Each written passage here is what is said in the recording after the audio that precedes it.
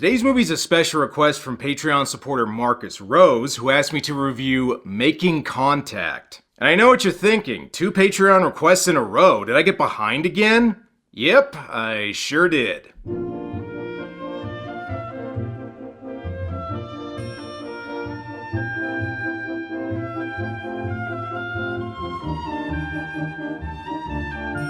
Making Contact, also known as Joey, is a 1985 fantasy horror movie from German director Roland Emmerich. And if that name sounds familiar, it's because he also directed Independence Day. See? Says so right here on the Blu-ray cover. Emmerich also directed a certain 1998 monster movie that I'm sure nobody wants me to talk about, as well as other destruction-heavy flicks like The Day After Tomorrow, 2012, White House Down, and most recently, Midway. That's right, everybody, one of the premier directors of big, dumb American blockbusters is actually German. But before hitting it big in America, Emmerich got his start making movies in his native Germany. Making Contact was his second full-length movie after 1984's The Noah's Ark Principle, but even though it's technically a German production, it was filmed in English and took inspiration from popular American films of the time like E.T. and Poltergeist. And by took inspiration, I mean this feels like Roland Emmerich wanted to murder Steven Spielberg and wear his skin as a dress in order to take his power.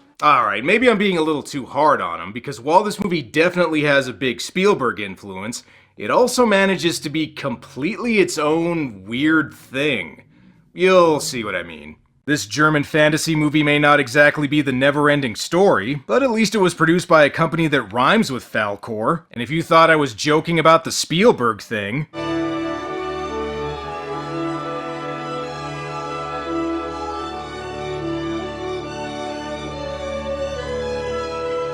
the music just went full John Williams. Anyway, we begin exactly how you'd expect a family-friendly 1980s romp to, with a kid attending his dad's funeral. This is our main character, Joey, and instead of crying at his dad's funeral, he looks like he'd rather be at home watching cartoons. Hey, sorry about your dad, kid, but maybe a night in the Amityville house will make you feel better. Damn, Joey's room has pretty much everything an 80s kid could ask for. Star Wars, Mickey Mouse, comic books. It's like his room was sponsored by 2019 Disney. One thing though, did anybody ever actually have sports pennants in their room growing up? They always show that in movies, yet I didn't know a single person that had those. Joey actually does miss his father, but at least now he can replace this photo with another Star Wars poster. Besides, I think he has other things to worry about.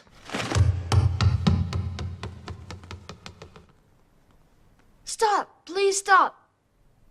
Holy shit, his house is haunted by a globetrotter! Not only is Joey's room haunted, but the ghosts also wound up all his toys at the same time. Quick, kid, get away from these knockoff Star Wars characters and hide under some official merchandise. I've got even more bad news. The gate moved from Steven Dorff's backyard and is now in your closet. Or maybe Batman's just trying to call you.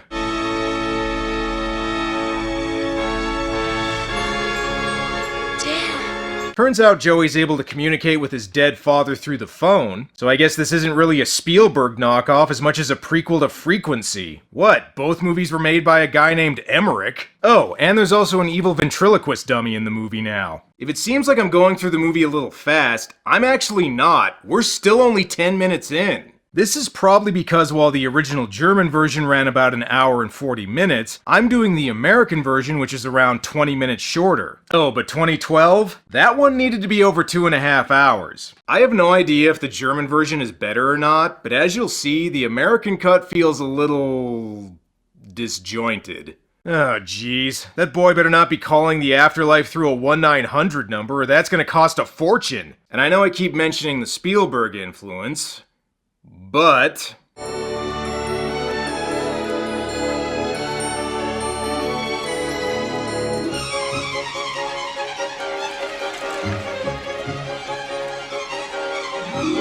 wow, that might be the most Spielbergian thing I've ever seen, and Spielberg didn't even do it. Things aren't much better for Joey at school, where bullies make fun of him. I don't think this is particularly amusing. What if your father had died? But he's not dead. He talks to him on the telephone. Ha ha, your dad's dead. I'd be real careful about making fun of Joey, since he's also Carrie now. Not that anyone seems to think it's a big deal.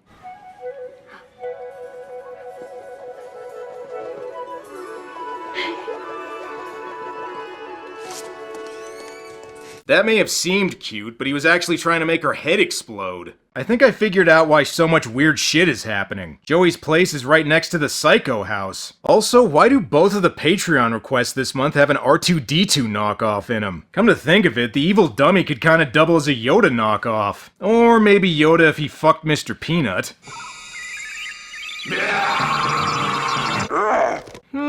A creepy old dummy. This looks like the perfect thing to complement my growing demonic powers. Even if the dummy is evil, at least he's smart enough to know the robot shouldn't be in this movie. Speaking of robots, it kinda looks like they decapitated Spot from Eliminators and made his head into a TV. Alright, kid, time to show your mom your powers. That way you can threaten her with them when she tries to make you go to bed. It's really not a trick. Nope. How do you do it then? I just wish it. Now let me have ice cream for breakfast or I'll wish you into the cornfield, bitch. You don't have to be afraid. Oh, I think she does. Her son's a goddamn warlock. By the way, Roland, little on the nose with the glass there, don't you think? The dummy also doesn't appreciate when Joey tries to talk to his dad again. There's only room for one telekinetic hellspawn in this movie. So you think that's your father on the telephone? Well, it ain't. Oh, there's the problem. The dummy just needs a lozenge. The dummy tells Joey that he's actually talking to his old ventriloquist on the phone, who back in the 20s was also the tall man or something? I don't know. And as for why the dummy's alive, I think it's possessed by a demon or something? They don't make it that clear in the movie. Oh, and the dummy is apparently also Carrie. Phew, his mom just narrowly avoided getting homage to death. Alright, Joey, time to bury the dummy in the backyard. And if that doesn't work, just let Jack Black take care of him. Besides, the school bullies are back and they're about to murder Joey's robot. Get out of the way! Yeah! All right! Huh, well, I don't know about you, but so far I'm on Team Bully. Joey, you gonna call him your father?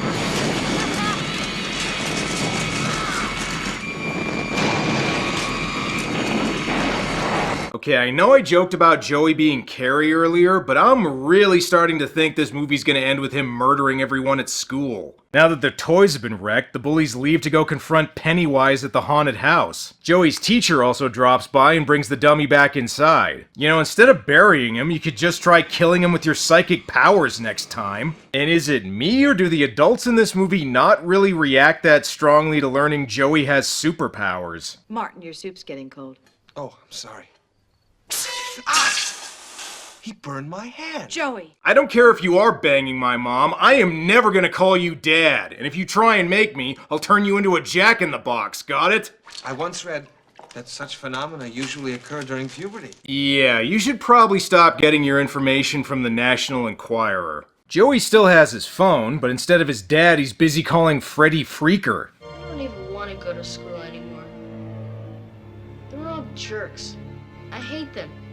I really hate them. Again, I'm convinced this kid is gonna use his powers to kill everyone at school. That's it, kid. I can't let you keep talking to your dead father. Even though it's actually not your father, it's my old ventriloquist, who might also be me? I don't know. And do you know what the dummy uses his powers for this time?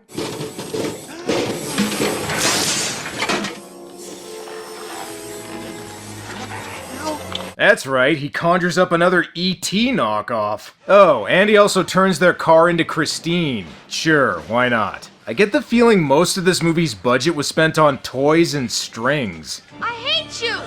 I want to talk to my father! Hey kid, how about you use your own powers on him instead of just standing there saying you hate him while he Palpatines out on you? Eventually, Joey remembers he also has superpowers and manages to kill the dummy through autoerotic asphyxiation. Oh wait, there's still half an hour left, so I guess we gotta come up with another plot thread. Laura, I'm sure if you let me call in some professionals, they'd have a logical explanation for this. Sure, E.T. had a scene where government agents invade and quarantine the main character's house. Why shouldn't this one? Alright, ma'am, nothing to worry about. We're just gonna monitor your house for close encounters, poltergeists, and possibly batteries not included. They try to learn more about the source of Joey's powers by having him talk to Ilsa She-Wolf of the Paranormal Sciences Division. We're gonna play a tape for you now. Start the tape, please.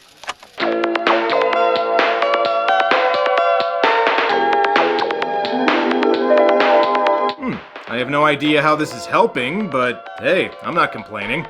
Meanwhile, the bullies gather in the haunted house to plot their revenge on Joey, because they're still in this movie, I guess. As you know, the situation is very grave. There is a wimp amongst us. He is Joey Collins. Now it is our duty as citizens of this great land to rid ourselves of this menace. Okay, fellas, I wouldn't fuck with a kid with demon powers if I were you. They plan to sneak into the house and capture Joey, and after that, this kid's gonna date rape a member of the Pi Delta Pi sorority by impersonating her boyfriend. Unfortunately, the dummy ruins their plan by trapping him inside the house. I'll give the dummy credit, he is good at recognizing things that shouldn't be in this movie. I don't know why the bullies even bothered making a plan. Apparently kids can just walk right into this experiment and do whatever the hell they want. Alright, time for Joey to rescue the bullies from the haunted house, then ask why they're even in this movie to begin with. And if you think this movie's been weird so far...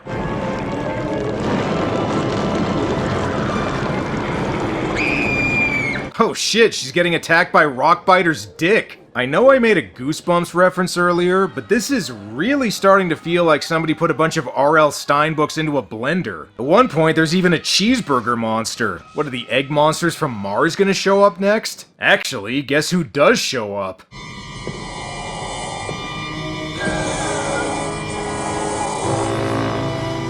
I'm getting out of here! Let's hope Disney doesn't find out about this movie.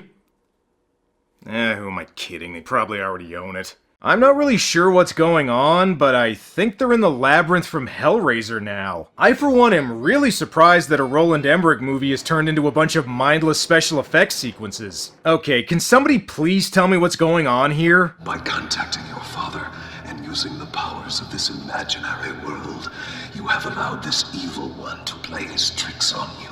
Oh, well that makes sense. So, it turns out a demon possessed the ventriloquist dummy and then trapped him in another dimension, and Joey's dad might also be there, and the dummy uses people's doubts against them. You know what, there's only 15 minutes left, at this point it doesn't really matter. Oh, and you know how Joey escapes? He finds the exit. Damn it, I knew I should have made this maze harder to get out of. Daddy!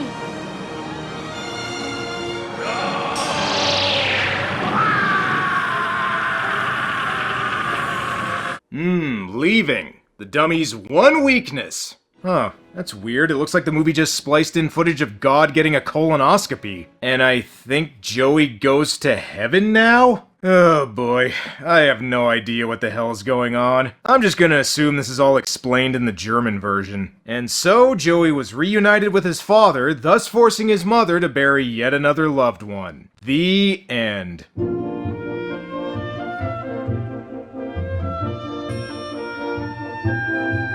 Okay, there's still a few minutes left, but the characters might want to hurry. The Nothing's busy preparing to turn this into a much better German movie. Quiet, please. The boy's dead. Aw, that's sad. Joey died before he had a chance to massacre everyone at school with his powers. But come on, they're not gonna end the movie on a downer ending like this. Instead, Joey uses his powers to create the greatest Star Wars toy commercial ever, as well as the main thing people remember about this movie besides the dummy. Although, considering it ends on this weird freeze frame of Joey opening his eyes, I kinda get the feeling this was supposed to end differently and they did this in post. So now you know that before coming to America and making movies like Independence Day and that one lizard movie, Roland Emmerich really wanted to be the German Steven Spielberg. Even though Making Contact tries its best to copy the mid-80s Spielberg look and tone, beyond that, it doesn't seem like it knows what it wants to be. Is it a lighthearted family movie? A horror movie about a killer dummy? A movie about a kid trying to cope with the death of his father? It's like Emmerich couldn't decide which 80s Spielberg movie he wanted to emulate and just kinda threw them all together. And while the short runtime means it doesn't overstay its welcome, it also means the movie has a lot of unanswered questions. Like, how did the dummy get possessed by a demon? Why was the dummy interested in Joey? Why did Joey suddenly get superpowers after his dad died? Was Joey really talking to his father on the phone, or was it the old ventriloquist like the dummy said? I have no idea if the longer German version answers all these things, but as far as the American version is concerned, this doesn't really make a whole lot of sense. It's kind of interesting, if only to see how a future blockbuster filmmaker got his start, but it's almost like watching a foreign knockoff of Stranger Things that was somehow actually made in the 80s. Alright, well next time I do a popular director's early work, I'm picking something a little less ridiculous, like Peter Jackson's Dead Alive. Well, that's all for now. Until next time.